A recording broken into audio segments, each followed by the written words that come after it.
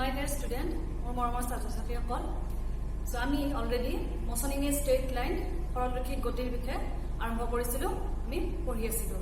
এতিয়া আজি আমি দুটামান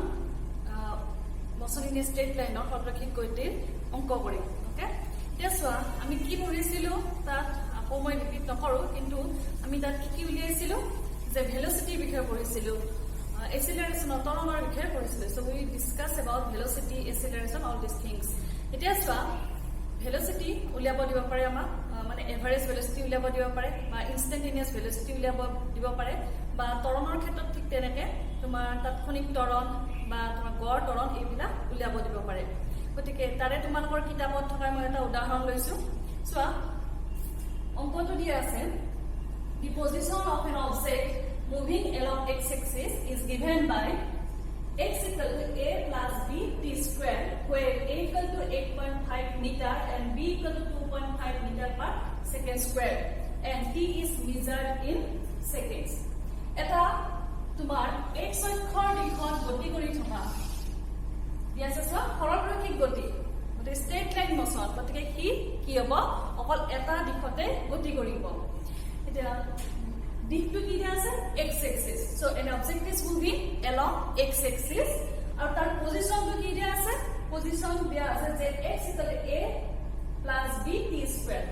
এতিয়া চোৱা পজিশন বিলাক কি হয়, স্থান তাৰ অৱস্থান বিলাক আমাৰ সময়ৰ সাপেক্ষে সলনি হৈ গৈ আছে, গতিকে সময়ৰ কি ফাংচন সলন, গতিকে x টো কিহৰ ফাংচন, সময়ৰ ফাংচন, আৰু কি কেনেকৈ ৰিলেট হৈ আছে x আৰু t, তোমাৰ কেনেকৈ ৰিলেট হৈ আছে এইটো ইকুৱেশ্যনেৰে চোৱা x equal to a plus b t square। এতিয়া a টো এটা ধ্ৰুৱক, b টো ধ্ৰুৱক, a ৰ ভ্যালু দিয়া আছে কিমান 8.5 মিটাৰ আৰু b ৰ ভ্যালু দিয়া আছে 2.5 মিটাৰ পাৰ সেকেন্ড স্কয়াৰ। তেতিয়া হলে আৰু t টো কিহত জোখা আছে সেকেন্ডত। প্ৰথমতে তোমালোকে যেতিয়া নিউমাৰিকেল এটা কৰা প্ৰথমতে তাৰ ইউনিট বিলাক চাই লবা যে ইউনিট বিলাক তোমাৰ সব বিলাক এসাইড আছে নাই বা একেটা ফৰ্মত একেটা তোমাৰ সিস্টেমত আছে নাই সেইটো চাই লবা। গতিকে ইয়াতে কি লিখিছা চোৱা a টো মিটাৰত দিয়া আছে, b টো মিটাৰ পাৰ সেকেন্ড স্কয়াৰ দিয়া আছে, t টো সেকেন্ডত দিয়া আছে, সব গোটেইবিলাক কিহত আছে এসাইড আছে। নেক্সট কি উলিয়াব দিছে আমাক, what is its velocity at t equal to 0 second and t equal to 2 second। এতিয়া বস্তুটো গৈ আছে দেখিছা সময়ৰ সাপেক্ষে তাৰ অৱস্থানৰ পৰিৱৰ্তন হৈ গৈ আছে, কাৰণ কি সময়ৰ কি সময়ৰ সলন। গতিকে since the position of the object is changing with respect to time, so ইয়াতে কি উলিয়াব দিছে যে calculate its velocity, তাৰ তোমাৰ velocity উলিয়াব দিছে কেতিয়া, where t equal to 0 second, t equal to 0 তোমালোকে এতিয়া ক'ব পাৰা যে সময় শূন্য কেতিয়া হয়। একচুয়ালি এইটো কনসেপ্টটো কি যে তুমি যেতিয়াৰ পৰা বস্তুটো সাপোজ এটা বস্তু আহি আছে কৰবাৰ পৰা, কি কেতিয়াবাৰ পৰা সাপোজ গতি কৰি আছে, কিন্তু তুমি কোন মুহূৰ্তৰ পৰা চাবা সেই মুহূৰ্তটোত তুমি কি ধৰিব লাগিব t equal to 0, মানে সেইটো তোমাৰ ইনিশিয়াল টাইম হয়নে। এই বস্তুটো বা বাছখন বা তোমাৰ বহুত সময়ৰ আগৰ পৰাই গতি কৰি থাকিব পাৰে, সেইটো আমাৰ কাৰণে মেটাৰ নহয়। আমাৰ কাৰণে কি মেটাৰ কৰিব যে আমি কোনটো সময়ৰ পৰা ষ্টাৰ্ট কৰিছো তাৰ অৱস্থানটো পৰিৱৰ্তন হোৱাটো চাইছো, সেইটোহে। গতিকে t equal to 0 মানে বুজিবা তুমি কোনটো তোমাৰ সেইটো ইনিশিয়াল পইণ্ট, তো এট ইনিশিয়াল টাইম, তো ইনিশিয়াল টাইমত তাৰ কি দিছে ভেলোচিটি দিছে, লগতে কি দিছে after t equal to 2 second 2 second যোৱাৰ পিছত তাৰ ভেলোচিটি কিমান হ'ব। নেক্সট আগতে কি দিছে what is the average velocity between t equal to 2 second and t equal to 4 second। এটা তোমাৰ টাইম বিলাক বেলেগ বেলেগ 1 সেকেন্ড 2 সেকেন্ড 3 সেকেন্ড এনেকে যেতিয়া দেখিছা অৱস্থা পৰিৱৰ্তন হৈ আছে, তাৰ মানে তাৰ ভেলোচিটি বিলাকো বেলেগ বেলেগ হ'ব। গতিকে এটা টাইম ইন্টাৰভেল ধৰি দিছে যে আমাক কৈছে যে t equal to 2 সেকেন্ড আৰু t equal to 4 second. Suppose এইটো 2 এইটো 4 মানে 3 টো আছে, 2 ৰ পৰা 4 লৈকে এইটো এটা ইন্টাৰভেল, আৰু এইখিনি সময়ত তোমাৰ কি হ'ব t equal to 2 তোমাৰ ভেলোচিটি ডেফিনেটলি বেলেগ হ'ব, কাৰণ তাৰ পজিশন বেলেগ। t equal to 4 তো তাৰ ভেলোচিটি কি হ'ব বেলেগ হ'ব। গতিকে তোমাক কি দিছে এভাৰেজ ভেলোচিটি দিছে কাৰণে, সো t equal to 2 ৰ পৰা t equal to 4 লৈকে এভাৰেজ ভেলোচিটি বস্তুটোৰ গড় বেগ কি হ'ব। গতিকে বুজি পাইছা অংকটো কি বুলি কৈছে। গতিকে আমি ফাৰ্স্ট লিখি লওঁ কি দিয়া আছে সলিউশন। given ইয়াতে আমাক দিছে যে x equal to a plus b t square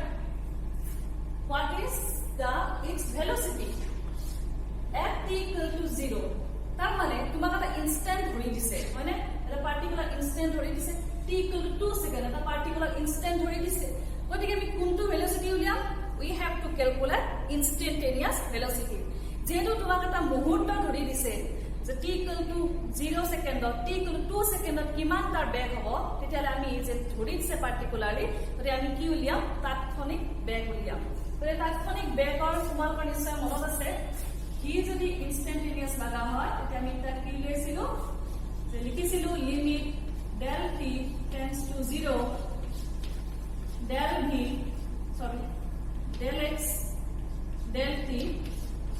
and this is written as dx dt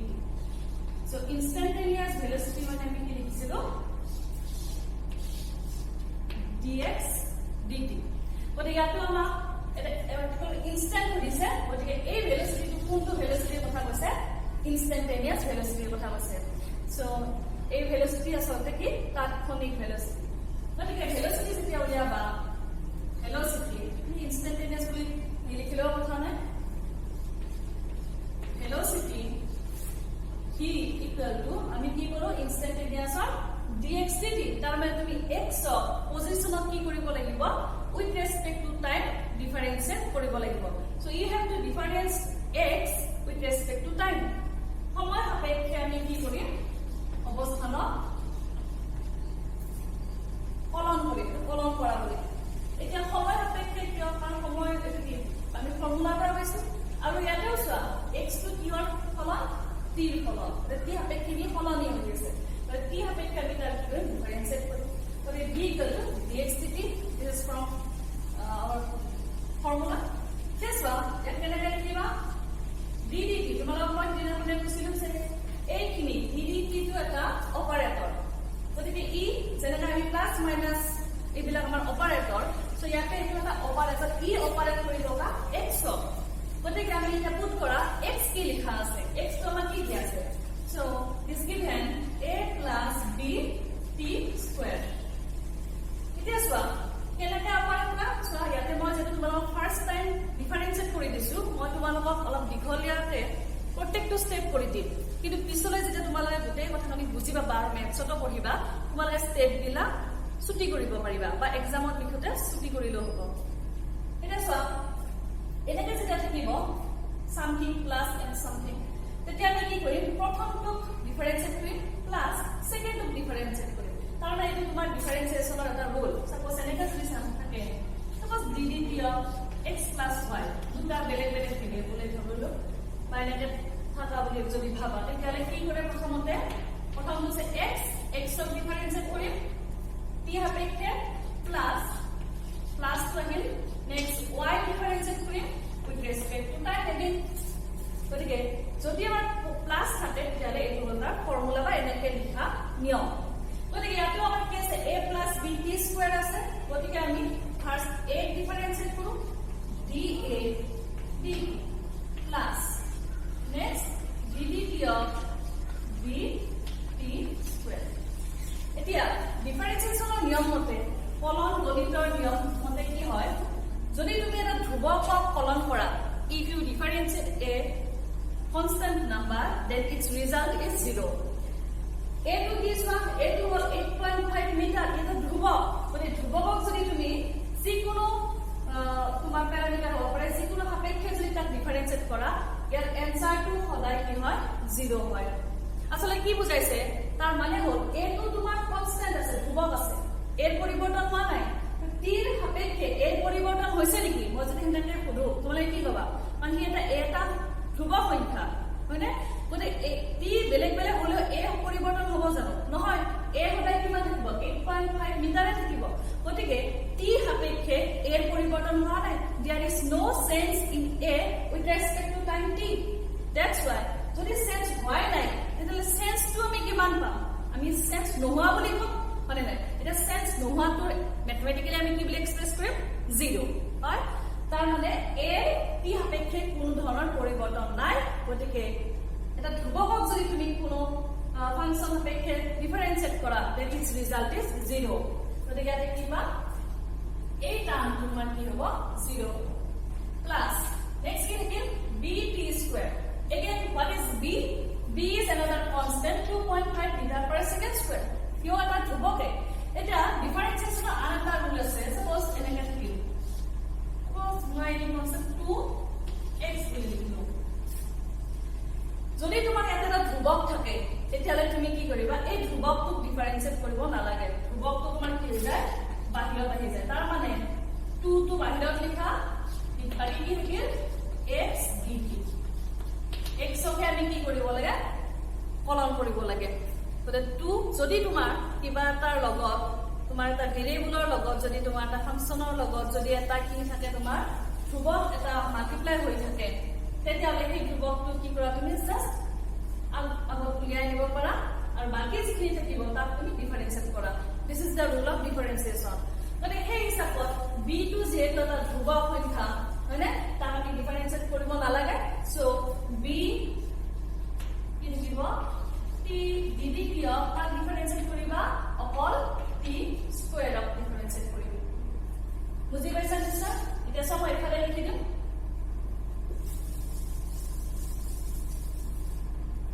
এতিয়া আমি কি বলো d ইকুয়াল টু কি বলো কিন্তু 0 হল b dt স্কয়ার বাই dt again তার মানে এবার কি হল যে ddt অফ t স্কয়ার এনেকুৱা যদি থাকে তেতিয়া ডিফাৰেন্সিয়েচনৰ সূত্ৰ মতে এটা সূত্ৰ আছে সূত্ৰটো এনেকুৱা suppose dx to the power n dx তুমি ইয়াতে যিটো লৈছা ইয়াতে হেতু আছে সব খালি x ৰ কি আছে পাৱাৰ আছে n তেতিয়া হলে ddx of x to the power n ইয়াৰে ৰিজাল্ট কি হয় ৰিজাল্ট হয় n into x to the power n minus 1 ইয়াতে ফিজিক্সত আমাৰ জাস্ট তোমালোকে ৰিজাল্টটো মনত ৰাখিবা অহা বছৰ এনেও তোমালোক মেথছত ডিটেইলছত কৰিব লাগিব ক্যালকুলাস তোমালোকৰ আছে গতে কেনেকৈ আহিল সেইবিলাক তোমালোকে মেথছত কৰিবা ইয়াতে জাস্ট আমাক যিকিটা ফৰ্মুলা লাগিব সেইকিটা আমি কৈ যাম ইয়াতে x to the power n থাকে যদি n ৰ পাৱাৰ থাকে তেতিয়া আমি কেনেকৈ লিখিম n into x to the power n minus 1 ইয়াতে চোৱা ইয়াতে x ৰ জাগাত কি আছে t আছে আৰু পাৱাৰ কি আছে 2 গতিকে ইয়াতে তোমাৰ ফৰ্মেটটো কি আছে এটো আছে x ৰ জাগাত t আছে আৰু পাৱাৰটো n ৰ জাগাত 2 আছে গতিকে আমি এই হিচাপত কি লিখিম n ৰ জাগাত লিখিম 2 x ৰ জাগাত লিখিম t আৰু n minus 1 মানে 2 minus 1 মানে 1 আমি তুমি কি বলা 2t পালা গতিকে dt t of t square যদি আমি কৰো তেতিয়ালে তাৰ आंसर আমি কি পাম 2 গতিকে এতিয়া v মানে কিমান পালো 2b t কিন্তু আমাক কেৱল ভেলোসিটি উলিয়ালো ইনস্ট্যান্টেনিয়াস ভেলোসিটি কিন্তু আমাক কি ধৰি দিছে at t equal to 0 second t equal to 0 second হলে এটা তুমি কি কৰা t এৰ ভ্যালুটো পুট কৰা at t equal to 0 second কি পাবা t equal to কি হবে 2 into a b এর ভ্যালু কিমান 2.5 আর t এর ভ্যালু 0 so equal to কি হবে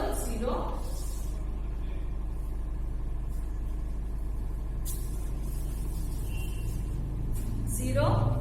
মিটার পার সেকেন্ড মানে ইনিশিয়ালি তুমি কি বুঝিলা তুমি যেতিয়া ধৰিছা ইনিশিয়াল টাইমত object to rest of আছে velocity টা 0 আছে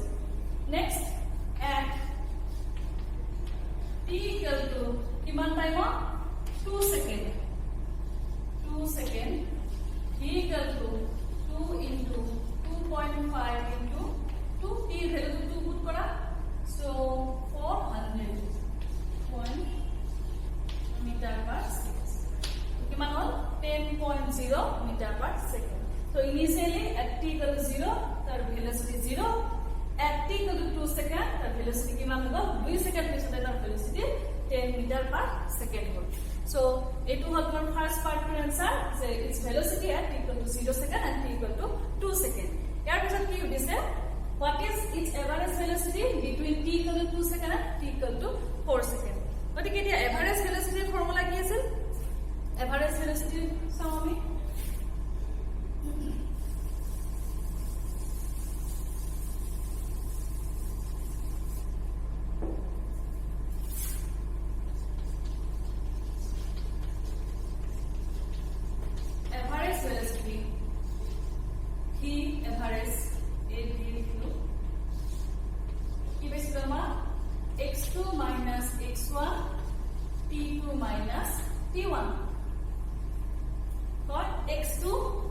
ফাইনেল x2 আছিল তোমাৰ কি x1 আছিল t1 টাইমত x1 suppose the object is traveling along x-axis, so it covers x1 distance at time t1 and it covers x2 distance at time t2.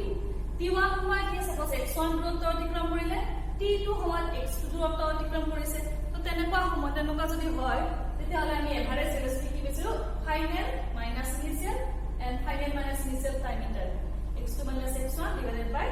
t2 minus t1. এতিয়া ইয়াতে x2 আৰু x1 t2 t1 কি দিয়া আছে সব ইন্টাৰভ্যালটো কি দিয়া আছে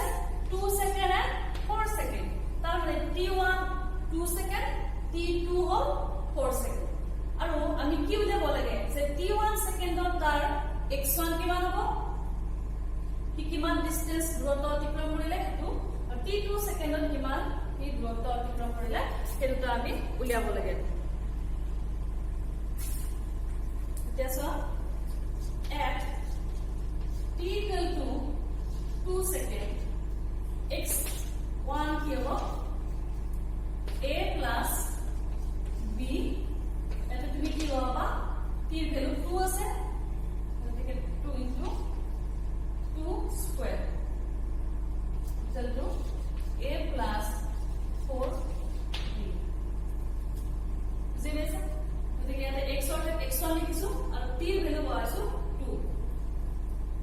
at t equal to next interval কিমান time to গিভছে 4 second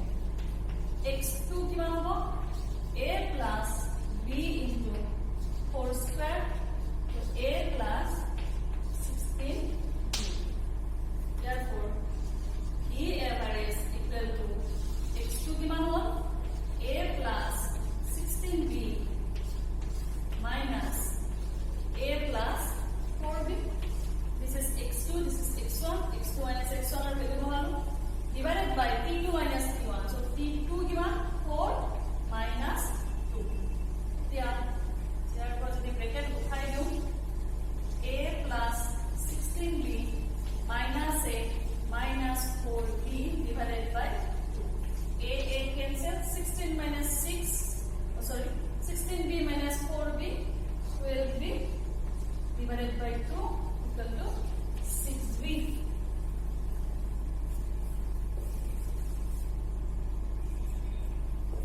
again put the value of b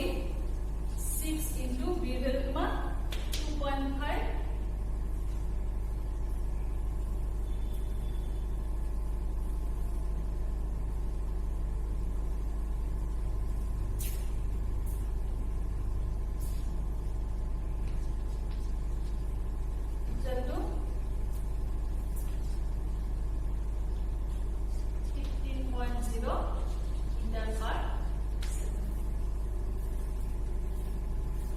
গতিকে আমি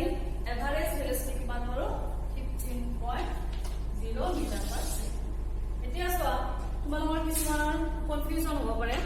যে কিছুমানে কি কৰা যে ইয়াতে তোমালোকে নিউমাৰিকেল যেতিয়া কৰা ইয়াতে লিখা ইয়াতে ইউনিট বিলাক পুট কৰি দিয়া তেনেকে দিব পাৰা তো ভুল নহয় তোমালোকে হয়তো হাই স্কুলত তেনেকে কৰি আহিছা কিন্তু মই কি ভাবো যে তেনেকে যদি কেতিয়াবা কৰিব যোৱা কেতিয়াবা কি হয় যে ইউনিট কেতিয়াবা মিছ হৈ গলে তোমালোকৰ एक्चुअली जो यूनिट पाबो লাগে সেটো নোপোৱা ততে তোমালোকে যেটো ভেলোসিটি ইউনিট জানা মিটার পার সেকেন্ড হ'ব এসআই দিয়া আছে সব বিলাকতে ফাইনালি মিটার পার সেকেন্ড লিখিলেও হ'ব ইয়াতো লিখিব পাৰা তুমি 12b b কি হল আছে মিটার পার সেকেন্ড স্কয়ারত আছে metre per second square again 2 সেকেন্ডত আছে তো ইয়াতো তুমি ইউনিট বিলাক পুট কৰিব পাৰা তো 3 সেকেন্ড আৰু ইয়াৰে মিটাৰ পাৰ সেকেন্ড স্কয়াৰৰ এটা সেকেন্ড ক্যান্সেল যাব ক্যান্সেল কৰিলে ফাইনালি কি থাকিব মিটার পার সেকেন্ডে থাকিব তেতিয়াবা কি হয় তুমি 2 সাপোজ সেকেন্ড টু বহাব পাহৰি গলা ওপৰত মিটাৰ পাৰ সেকেন্ড স্কয়াৰ লিখি থলা তো আলটিমেটলি ভেলোসিটি কি হৈ গল মিটাৰ পাৰ সেকেন্ড স্কয়াৰ থাকি গল তেতিয়া তোমাৰ কিন্তু নম্বৰ কাটা যাব কাৰণ পৰীক্ষাত অকল এনসাৰটো ওলালে নহব ইউনিটও শুদ্ধ হ'ব লাগিব তো তেতিয়াহে তোমালোকে ফুল নম্বৰ পাবা গতিকে ইউনিট লেখা সময়ত বি কেয়াৰফুল গতিকে এটো তোমালোকে নিশ্চয় বুজি পাইছা আমি এতিয়া নেক্সট আনটা এনেকুৱা ধৰণৰ কৰিম য'ত আমি এসিলাৰেশন কেনেকৈ ক্যালকুলেট কৰে এটো দেখাম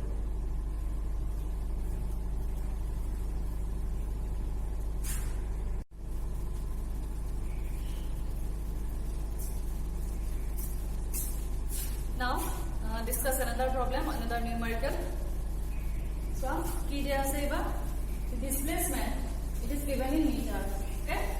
of a particle moving along x-axis is given by x equal to 18t plus 5t squared. So, an object is moving along which direction? Along x-axis. So, it is a straight line motion again. So, it is moving along x-axis and it is a function of t again. The displacement is a function of t, and this relation between x and t is given by this relation x equal to 18t plus 5t squared. So we have to calculate first instantaneous velocity at t equal to 2 seconds. So already we have done another problem regarding this instantaneous velocity. So t equal to 2 second time at t equal to 2 seconds, we have to calculate instantaneous velocity. Again, we have to calculate average velocity within the time interval of 2 seconds and 3 seconds. And third, we have to calculate instantaneous acceleration. This one, আমাৰ এটা numerical দিয়া আছে কেনেকে যে ফৰমটো দিয়া আছে এটা বস্তু এটা পাৰ্টিকল কোনফালে গৈ আছে is moving along x axis x অক্ষ সাপেক্ষে x অক্ষৰ দিশত হি গৈ আছে আৰু কেনেকে গৈ আছে চোৱা তাৰ অৱস্থান আৰু সময়ৰ যিটো সম্পৰ্ক এইটো কেনেকে দিয়া আছে x equal to 18t plus 5t squared. এটা চোৱা এটো যদি কি বেলেগ বেলেগ তুমি মানবিলাক বহুৱা তো বেলেগ বেলেগ কি পাবা তাৰ অৱস্থান পাবা গতিকে সময়ৰ লগত কি হৈ আছে তাৰ বস্তুটোৰ তাৰ অৱস্থানৰ সলনি হৈ গৈ আছে গতিকে এইটো ধৰণে কি সলনি হৈ আছে আমাক কি উলিয়াব দিছে ফাৰ্স্ট উলিয়াব দিছে আমাক তাৎক্ষণিক বেগ মানে কোনো এটা মুহূৰ্ত কোনটো সময় ধৰি দিছে at t equal to 2 second তো 2 সেকেন্ডত বস্তুটোৰ তাৎক্ষণিক বেগ কিমান হ'ব নেক্সট উলিয়াব দিছে আমাক গড় বেগ কোনটো সময় অন্তৰালত t equal to 2 second and t equal to 3 second 2 আৰু 3 তাৰ মানে 1 সেকেন্ডৰ যিটো ইন্টাৰভেল সেই ইন্টাৰভেলটো আমাক উলিয়াব দিছে গড় বেগ আৰু লগতে আমাক উলিয়াব দিছে তাৎক্ষণিক এক্সিলাৰেশন ত্বৰণ তাৎক্ষণিক ত্বৰণ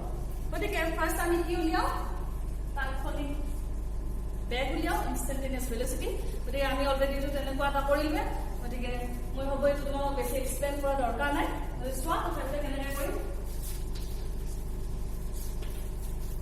instantaneous number 1 instantaneous velocity tatkhonik bag equal to kimala dx dt etia dt of x ki dia ase swa x dia ase 18t plus 5t squared equal to এতিয়া again আমাৰ নিচিনা প্ৰথমতে আমি কি কৰিম 18 টিক ডিফাৰেন্সিয়েট কৰিম প্লাস নেক্সট 5t স্কয়াৰ ডিফাৰেন্সিয়েট কৰিম okay মই ভাঙি দিও dt of 18t plus ddt of 5t square এতিয়া সব next 18 is a constant 18 to ধ্ৰুব ওতে কি হ'ব আগলৈ গুছি আহিব সো 18 কি থাকিব dt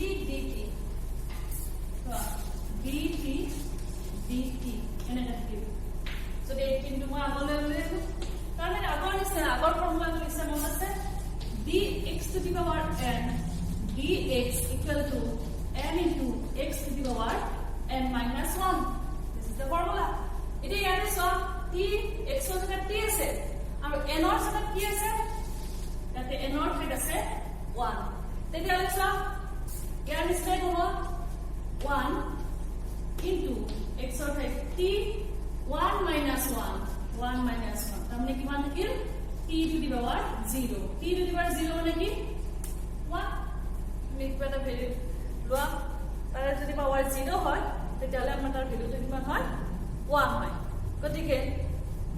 তাৰমানে কি পালো যে 18 টো বাদ দিয়া dt of t equal to 1 গতিকে আমি ইয়াতে কি 18 টো বাহিৰ অনাৰ পিছত যিটো dt of t থাকিব তাৰ মানে আমি বহাব পাৰো 1 plus 5 again constant বাহিৰত আহিব 5 and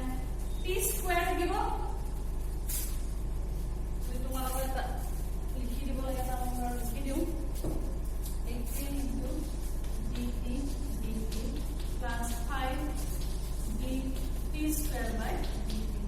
This is equal to 18 and this value is 1 plus 5 and t square, differentiation of t is twice t. So I mean 18 plus 10t. So this is the expression for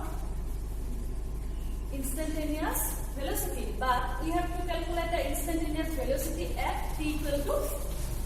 2 seconds. So at t equal to 2 seconds, instantaneous velocity kiman palo 18 plus 10 into t height value to over 2, so 20 38 unit of velocity unit meter per second. So yate second dia ase t unit dila and already it is written that displacement is in meter, so velocity ki hobo meter per second. So this is the instantaneous velocity. It was tatkhonik begor tomar value. Next average velocity between t equal to 2 seconds and t equal to 3 seconds. So again average velocity hobo ki expression v equal to x2 minus x1 divided by t2 minus t1. Gotike ami ki uliam t1 time of what will be the value of x1, t2 time of x2 value kiman hobo eta ami calculate kore eta ami jodi calculation of calculate koro ami ki pai ja average velocity pai ja. This one, the next one 2. So average velocity, we know that average velocity equal to x2 minus x1 divided by t2 minus t1. Now at t1 equal to, what is t1? t1 kiman dise 2 second, 2 second. So at t1 equal to 2 second, what will be the value of x1? x1 or value kiman hobo? Yate tumi ki hoba t jagah 2 second put kora calculate kora kiman hoy? So x1 equal to 18 into 2 plus 5 into 2 square. So this is equal to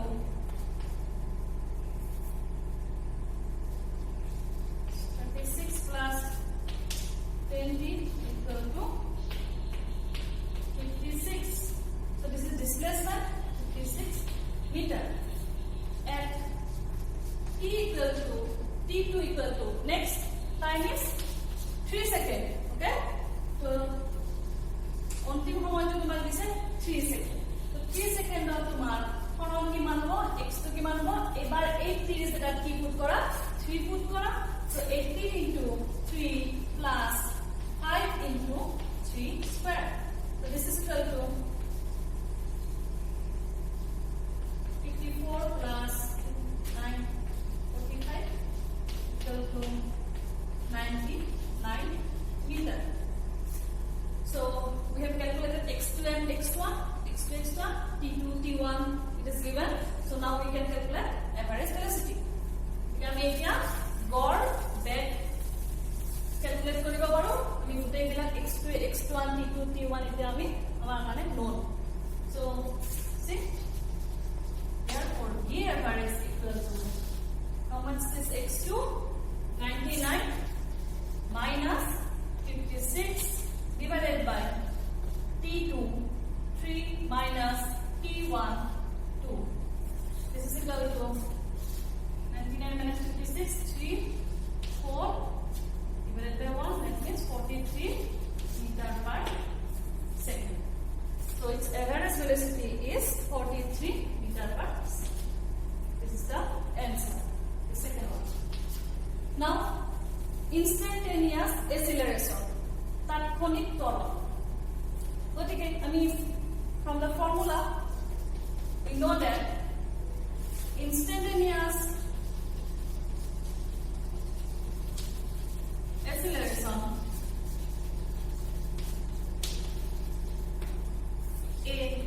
was INS instantaneous, or you can write A also, A bulika equal to ki paisila tomar condition mon ase ev t. Rate of change of velocity is called, with respect to time is called acceleration. Gotike ami v jodi tomar t happete differentiate kora, that will give you acceleration. So the idea is